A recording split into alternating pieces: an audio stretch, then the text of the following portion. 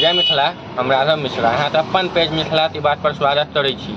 एखन हम मधुबनी जिला के अंतर्गत लहेरियागंज छै जे वार्ड नंबर लगभग 1, 2 में या 4 में पड़ैत हेतै, हम कन्फर्म नहीं छी।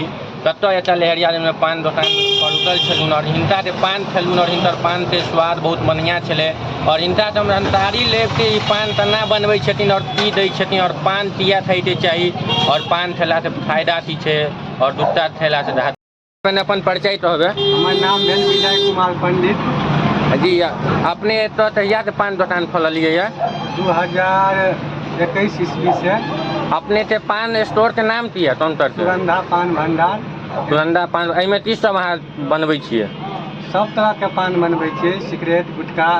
सबसे बढ़िया कोन पान होइ छै? मीठा पान, जर्दा पान, जे जेहन खेतै। और एतऽ मधुरी पान आबै छलै, मधुरी पान के बारे में किछो देबै जानकारी के? मधुरी पान जे बनबै छै बुझलियै, हाँ, हमरा जकाँ आदमी चॉइस नहीं करै छै।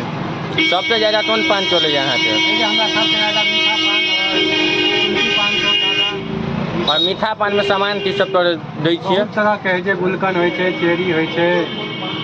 पान खाय में मतलब बढ़िया होइ छै? पान खाय के चाही आदमी के, सेहत लेल बढ़िया छै पान? सेहत लेल डायबिटीज के लिए ठीक रहे छै पान।